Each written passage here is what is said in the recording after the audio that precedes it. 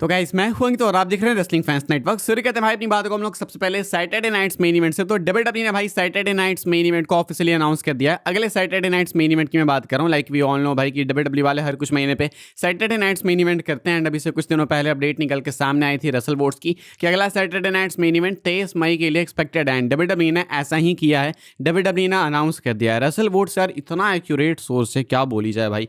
23 मई के लिए कंफर्म हो चुका है सैटरडे नाइट्स मेन इवेंट। अभी कोई पोस्टर वगैरह नहीं आया है, बस डब्ल्यूडब्ल्यूई ने अपने साइट पे न्यूज़ को कर दिया है रिलीज। एंड अभी मई में 3 शोज होने वाले हैं डब्ल्यूडब्ल्यूई के।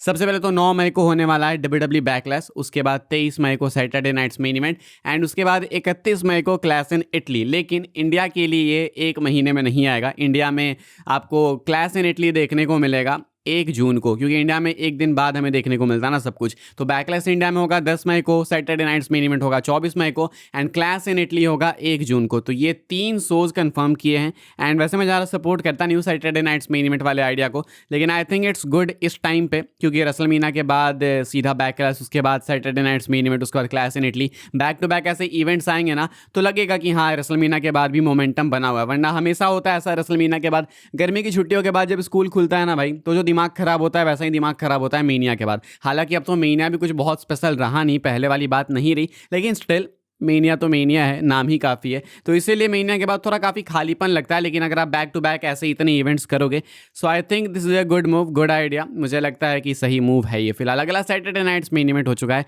ऑफिशियली कंफर्म 23 मई 2026 के लिए, इंडिया में 24 मई को आएगा। आगे बढ़ते हैं भाई, हम लोग बात करते हैं जेली रोल की। जेली रोल एक्सपेक्टेड है अगले फ्राइडे नाइट स्मैकडाउन के एपिसोड के लिए। अभी इस सैटरडे को जो स्मैकडाउन का एपिसोड होने वाला है, इस वाले एपिसोड में आपको जेली रोल देखने को मिल सकते हैं। सबसे मेन सेगमेंट स्मैकडाउन के लिए कंफर्म किया गया है, तो वो है अपना रैंडी ऑर्टन कोडी रोड्स का कॉन्ट्रैक्ट साइनिंग का सेगमेंट। एंड जेली रोल फिलहाल इसी स्मैकडाउन के लिए एक्सपेक्टेड है। एक अपडेट आई थी पहले निकल के सामने कि जेली रोल का मैच पिच किया गया है, प्लान किया जा रहा है फॉर रसलमीनिया। किसके अगेंस्ट होगा एग्जैक्टली नहीं पता। अगर मैच नहीं होगा तो कम से कम एक रसलमीनिया अपीयरेंस तो पक्का होगी जेली रोल की। अब ऐसे में इसी के लिए, उसी को बिल्ड करने के लिए शायद अब स्मैकडाउन में जेली रोल आ सकते हैं। कंफर्म नहीं किया गया, मैं आपको अर्ली रिपोर्ट्स बता रहा हूँ। फिलहाल चांसेस हैं कि जेली रोल अपीयर होंगे। अच्छा, जेली रोल अपीयर होंगे तो आप किसके अगेंस्ट इनका मैच देखना चाहोगे मीनिया में कमेंट करके बताना, क्योंकि ऐसा नहीं है कि सिर्फ ये अपीयरेंस के लिए आएंगे। पहले भी इन्होंने प्रूव कर दिया खुद को कि ये मैच कंपीट कर सकते हैं, एंड अच्छा कंपीट कर सकते हैं। डब्ल्यूडब्ल्यूई में इन्होंने रिसेंटली काफ़ी ज़्यादा इंटरेस्ट दिखाया है, एंड वेट भी काफ़ी ज़्यादा लूज़ किया है इन्होंने। लाइक तन्मय भट्ट पहले कैसे थे अब कैसे हो गए, वैसा ही अंतर आया। जेली रोल पहले कैसे थे एंड अब कैसे हो गए। तो मुझे लगता है अब डब्ल्यूडब्ल्यूई के लिए बिल्कुल परफेक्ट हैं जेली रोल। बस यही बात है कि सेलिब्रिटी हैं तो लोग ज़्यादा पसंद नहीं करते हैं वैसे, लेकिन बैड बनी के लिए, जेली रोल के लिए एक सॉफ्ट साइड है लोगों के अंदर। तो I think this could be a good move. WrestleMania में सेलिब्रिटी मैचेस ऐड होते हैं तो फील आती है मेनिया की। जेली रोल एक्सपेक्टेड है स्मैकडाउन के एपिसोड के लिए। आगे बढ़ते हैं भाई, हम लोग बात करते हैं अगली अपडेट के बारे में, जो कि रसलमीनिया 42 को ही लेके। कोडी रोड्स कहते हैं रसलमीनिया 42 के बारे में बात करते हुए कि रसलमीनिया 42 शायद बेस्ट रसलमीनिया होने वाला है in ring wise, bell to bell. Bell to bell मतलब कॉम्पिटिशन स्टार्ट होने के बाद, यानी कि मैच की बात की जा रही है। तो ऐसे में कोडी रोड्स का मानना है कि इस साल का mania best in ring mania होगा, यानी कि जो मैचेस हैं वो काफी क्रेजी होंगे। फिजिकली बात की जाए तो स्टोरी वगैरह तो साइड की बात है। क्या कोडी रोड्स सही बोल रहे हैं? अब देखो, वो तो जब इवेंट होगा तभी पता चलेगा, वो तो बाद में जज करने वाली चीज़ है। लेकिन अगर ऑन पेपर देखो तो मुझे लगता है, बिलीव है, मैं हर मैच की बात नहीं करूंगा, कुछ मेन की बात कर लेता हूँ।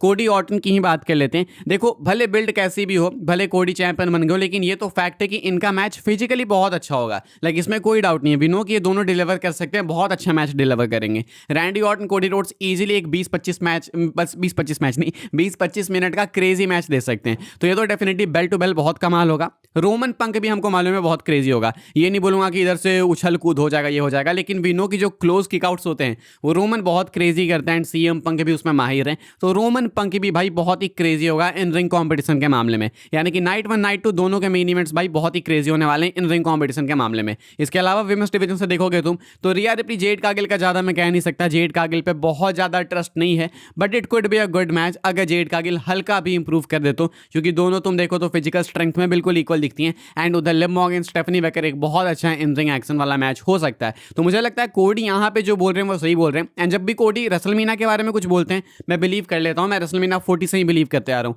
इन्होंने बोला था कि रसलमीना 40 ऐसा होगा वैसा होगा, एंड हुआ। एंड इन्होंने बोला था कि रसलमीना 41 की बिल्ड काफ़ी सरप्राइजिंग होगी, जॉन सीना हील बन गए। तो कोडी रसलमीना की बात करते हैं तो सही करते हैं। तो अगर ये बोल रहे हैं भाई कि इन रिंग कॉम्पिटिशन के मामले में बेस्ट होगा तो मैं ट्रस्ट करना चाहूँगा। बाकी नहीं होगा तब तो बाद में बात करेंगे मेनिया के बाद। लेकिन फिलहाल फिलहाल कोडी रोड से मैं अग्री करना चाहूंगा इस मामले में। आगे बढ़ते हम लोग बात करते हैं अगेन रेसलमेनिया 42 की। इस बार आपने नोटिस किया होगा भाई कि रेसलमेनिया की कोई थीम ही नहीं है, लाइक अजीब ही है। पहले इन्होंने एक विंटेज थीम लगा दी, कुछ ब्लैक एंड व्हाइट अजीब सी स्क्रैची सी। उसके बाद इन्होंने रोमन पंक के पोस्टर पे सब कुछ उलट पुलट कर दिया, blue theme with neon lights and buildings and all, पता नहीं क्या क्या, जो कि बिल्कुल इस साल के महीने से मैच नहीं खाता है। इसके बाद इन्होंने फिर से वो पोस्टर बदला कोडी एंड ऑर्टन के लिए, उधर कुछ इधर कुछ, एंड अभी फिर से स्मैकडाउन या मंडे नाइट रॉ में कहाँ पे तो अभी हमने देखा कि रोमन पंक की जो ग्राफिक आई अभी सबसे लेटेस्ट वाली वो बदल गई है। तो सब कुछ ये बदलते जा रहे हैं, थीम बदलते जा रहा है, हर कुछ बदलते जा रहा है। एंड इसी को लेकर अपडेट ये है कि डब्ल्यूडब्ल्यूई के अंदर कुछ लोग ऐसे हैं जिनका मानना है कि ये सही मूव नहीं है एंड वो हैप्पी नहीं है इस थीम चेंज से। इनको लगता है कि इतने सारे थीम चेंजेस आप कर रहे हो, लोगों को पता ही नहीं लगा कि मेनिया की थीम क्या है। मुझे क्या लगता है मैं बताता हूँ कि इनको पता ही नहीं चला, जब वो स्क्रैची थीम इन्होंने लगाई, वो विंटेज थीम, वो ब्लैक एंड व्हाइट, इसके बाद इनको पता नहीं लगा कि अब इस थीम को यूज कैसे किया जाए। क्योंकि आप ब्लैक एंड व्हाइट कैसे कर सकते हो? जो पहला वर्जन इन्होंने निकाला था रोमन पंक के पोस्टर का, वो ब्लैक एंड व्हाइट बहुत अजीब, बहुत बेसिक लग रहा था। या तो आप उसमें कुछ बहुत क्रेजी कर देते, या तो आप नहीं कर पाते, तभी इन्होंने भाई डिसाइड किया कि चलो ठीक है अब कुछ और ही करते हैं। लेकिन जो कुछ और किया तो उसको ही फाइनलाइज कर देते, वो भी फाइनलाइज नहीं किया, वो भी बदलते ही जा रहा है। तो डब्ल्यूडब्ल्यूई के अंदर ऐसे लोग हैं जो कि थीम चेंजेस से खुश नहीं है एंड ये थीम चेंज जो है वो बहुत इंपैक्ट करता है डब्ल्यूडब्ल्यूई के रेसलमेनिया स्टेज को। अगर थीम कंफर्म नहीं है इनकी भाई, तो स्टेज कैसे कंफर्म करेंगे? कलर्स बहुत मैटर करते हैं डब्ल्यूडब्ल्यूई के प्रोडक्शन के लिए। तो अभी देखते हैं फाइनलाइज ये कहाँ पे करते हैं, एक हफ्ते के अंदर तो सब कुछ डन हो जाएगा एंड इसके बाद स्टेज वगैरह को लेकर अपडेट आना ही लगेगी, आई बिलीव धीरे धीरे करके, तो मैं आपको बताते रहूंगा। आगे बढ़ते हम लोग बात करते हैं अपनी आखिरी अपडेट के बारे में, जो कि अगेन रेसलमेनिया 42 को ही लेके एंड मेजर स्टिपुलेशंस भाई एक्सपेक्टेड है कि अलग अलग मैचेस में ऐड किए जा सकते हैं। ये भी एक अर्ली रिपोर्ट है, कहा जा रहा है कि several WrestleMania matches could get stipulations added. Multiple matches की बात की जा रही है, यानी कि हो सकता है कि 2 से ज़्यादा मैचेस होंगे एंड इस साल तो भाई बहुत सारे मैचेस होने वाले। हमने सुना कि कुछ लगभग कम से कम तो 14 से लेकर 16 मैचेस हो सकते हैं एंड अभी तुम देखो कि बहुत सारे मैचेस दिख रहे हैं भाई, ऑलरेडी काफ़ी अनाउंस हो गए एंड अभी दिख रहे हैं कि काफ़ी सारे मैचेस, बहुत सारे मैचेस अनाउंस होने बाकी हैं। तो ऐसा तो नहीं है कि सारे मैचेस टाइटल मैचेस होंगे, ऐसा भी नहीं है कि सारे मैचेस सिंगल्स नॉर्मल सूखे रुखे मैच हो जाएंगे, ऐसा भी नहीं है। तो ऐसे में स्टिपुलेशन तो ऐड करना होगा इनको। मुझे लगता है जेकब फाटू ड्रू मैकिंटायर एक आपका मैच होगा जहां पे आप स्टिपुलेशन ऐड करोगे। मुझे रेसलमेनिया के मेन इवेंट्स में नहीं लगता कि कोई स्टिपुलेशन ऐड होगी।